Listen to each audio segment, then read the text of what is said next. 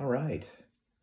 Welcome to another installment of Melodic Rock Re-Rock, where this time around we are reviewing or revisiting, well, you could probably guess, that would be the Vital Signs album from Survivor, circa 1984. All right. So, welcome back. I'm Bill. This will be the third time we've done this, and I've actually managed to get away from Foreigner, which is hard for me to do. But I guess when you have Survivor around, it's maybe not that hard. All right, again, Melodic Rock Re-Rock is where we revisit some albums from the past, some classic ones. So it's not so much a review in that all of these are, at least in my book, masterpiece albums. Something you should have if you're a fan of melodic rock or something related. These are albums you have to have in your library. So this was the fifth album by Survivor. It came out in 1984. So it's hard to believe that it's been 38 years? That's, to me, just impossible.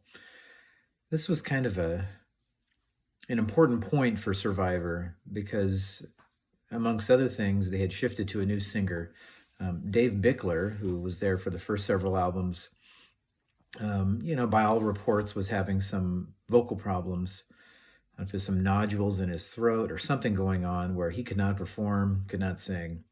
He ended up coming back to them later and touring. Actually, if you were lucky enough to see them several years ago before Jimi Jamison passed away, who sings on this album, they actually did a couple tours where they had both singers there, which was just awesome. That's for another time. But yeah, this was a total shifting point for Survivor. Jimi Jamison came on board, and Vital Signs was a pretty big album. I think it hit number 16 on the Billboard Top 200 album chart. And it had, I think, 3 top 40 hits, and I think 4 singles were released. And honestly, they could have just picked almost any song off this album. It's just, I can't believe it didn't actually do better than where it was on the charts. It's just, again, in hindsight, it holds up very well. It's just one of those albums that's just incredible. So Jimi Jamison came on board, and his voice is, pretty electric. I think most people would agree. If you're a melodic rock fan, he's probably in your top 5 or 10 for sure. Along with Steve Perry, Lou Gramm, others. But Jimi Jamison is just, his voice just incredible. So, per usual, maybe the only crime with this album is that there are only 9 songs instead of maybe 10 or 11. Other than that, I can't really find anything wrong with it. Per usual, Jim Peterik and Frankie Sullivan wrote everything. If you want to know about Jim Peterik and you don't know much about him, Survivor basically came out of the Chicago area. And Jim Peterik has written, I don't know how many songs for his bands, his solo stuff, and others. All you have to do is go to, if there's a bookstore anymore in your area, which I know they're kind of hard to find, but if you find Songwriting for Dummies, that whole series of everything for dummies, pretty much you can think of. Well, Songwriting for Dummies was written by Jim Peterik. The guy just has music coming out of his ears, I think, and kind of the main driving force, I think, writing-wise, and in many ways for Survivor. And all these songs were listed as him and Frankie Sullivan kind of working together, kind of like a Lou Gramm, Mick Jones type thing, where they pretty much wrote everything or most everything. So, just going through this album, let's go track by track, but just incredible stuff. So you lead off the album with I Can't Hold Back, which I think made it to number 13 on the Hot 100.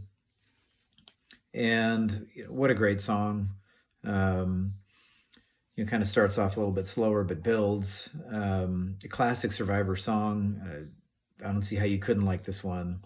And I think it just gets better when you get to track 2, which is High on You, which is a little bit more keyboard driven.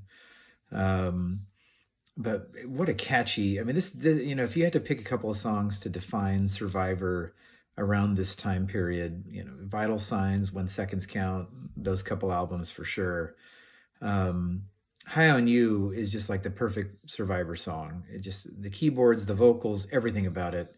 Um, what a great song. And I think that was a top 10. I think I made it number 8. Should have been number 1. I mean, it had a lot of competition at the time with other great music in the early to mid 80s, but um, just a great song. First Night is the third track. Again, a real slow build to then kind of a powerful, kind of punchy in the face chorus that really starts, driving pretty fast. Um, just another incredible song. And this is a song they would, I would hear several times at Survivor concerts. Um, I mean, you could almost pick any Survivor song from any album. You'd be fine with it if you knew the stuff. I mean, their albums, right from the get go, I mean, talk about no filler. Um, it wasn't like they had 3 good songs on the album and that was it. I mean, every song was just, this is just Jim Peterik, I think. I mean, I think he's their main songwriter or was. Not to cut Frankie Sullivan short, but I mean, just no filler at all. I mean, just maximum effort all the way through. The fourth song, the biggest hit from the album, another song that holds up incredibly well, kind of a piano driven ballad, is The Search Is Over. One of the best ballads, not only of the 80s, but I think one of the best rock ballads ever. Just the emotion, the meaning behind it. Um, I mean, I don't know what more you could ask for. Just brilliant. And then technically to end side 1, if you have it on vinyl, very underrated Survivor song. And when I listen to this album now, and I do it pretty frequently, one of the songs I jump to, like if you said, hey, you only pick 2 songs to listen to from Vital Signs today, in part because you know the hits so well that sometimes you kind of go to the tracks that weren't as popular. But Broken Promises, the 5th song on the album or the last song on side 1, that song is again incredibly underrated. That could have been a big hit in its own right. A little bit more, a little darker in meaning, I suppose. But just the build up to the chorus and the little bridge before the chorus or the pre-chorus, whatever you want to call it, um, just phenomenal. Um, so that's one song that, again, if I'm listening and I can only have time for maybe 1 or 2 songs, that's one of the songs, kind of over time, that just gets better and better every time you hear it. And the same goes for the 6th song on the album, or the first song on side 2. I just have never been able to get enough of this song. I remember, now granted, I don't want to date myself too much. When I was in college, this album had already been out for several years, but something we played in the dorms all the time. And it's a song that still, I could play it 100 times, and that's Popular Girl. They would play this in concert at times, for sure. Great, kind of, well, compared to the other, I wouldn't say it's like a hard rock song, but it's definitely harder than, a lot of the other stuff on the album. Um, but what a great, what a great song. Um, this one kind of just drives all the way through. And if it's a song you don't know from Survivor because it wasn't a huge hit, it should have been huge. This could have been. I mean, I'm not sure why they didn't release it in its own right, but just a powerful song. If you're looking for a Survivor song if you just know the hits and you want to look for a deeper track, listen to Popular Girl. You'll know what I'm talking about. You'll right off the bat with, kind of the keys and then the guitar ripping in.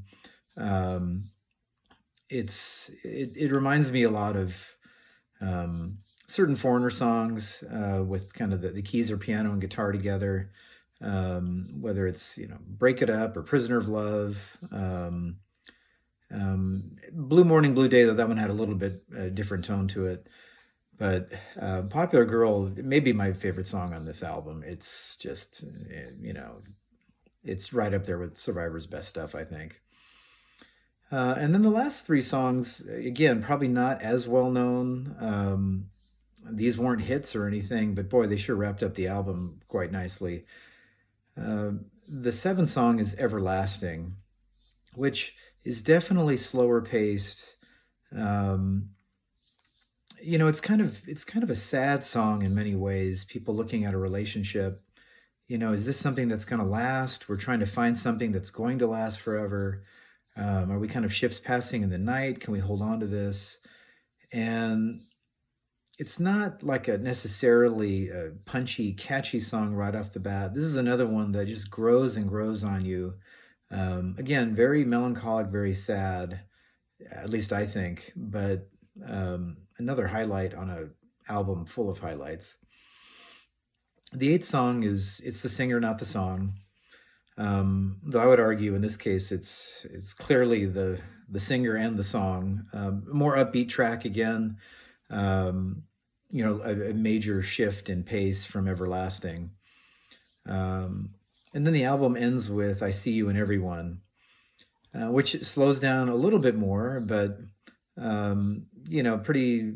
pretty nice tone to it as far as the theme, um, and just a great way to end the album. Again, I wish there was another song, though I think they did record "The Moment of Truth" for Karate Kid around this time. Um, I mean, if that would have been on the album, then just it would have continued the perfection that they were kind of going with there already. But Vital Signs is just, I mean, it's right up there with the masterpiece albums that you can think of, whether it's Foreigner 4, Vital Signs is right there. And Survivor had several of these. They have so many underrated albums, especially, at least for me, Eye of the Tiger. I think it was overshadowed by the title track, because everybody knows Eye of the Tiger. You hear it all the time in arenas and that, and so on and so forth. But that whole album is incredible. That was with Dave Bickler, but still, fantastic, fantastic album. Dave Bickler and Jimi Jamison do not sound alike at all to me. They're very different. But the Eye of the Tiger album, the album that came after Vital Signs, When Seconds Count, also very underrated. And perhaps their most underrated album, maybe I'll do this one at one point in the future, several years later, when maybe this music was starting to lose a little steam. In 1988, they released Too Hot to Sleep, which was darker, more guitar driven, maybe kind of harking back to their early years. Had some phenomenal tunes, still had a couple of tunes that were very much Survivor. It didn't do quite as well, but like Desperate Dreams and Didn't Know It Was Love and Across the Miles, those should have been huge. They weren't. Again, I think this type of music was starting to fade a little bit, unfortunately, and grunge was right around the corner. Um, so anyhow, if you're looking for a fantastic album from the 80s, check out Vital Signs by Survivor. Listen to it. You won't be disappointed. You'll listen to it the first time through and go, geez, how do they write all these songs? Because they're instantly likable. So with that, we'll end it right there. Until next time, figure out what other album I'm going to take a look at. But thanks for watching, and take care, and we'll see you then.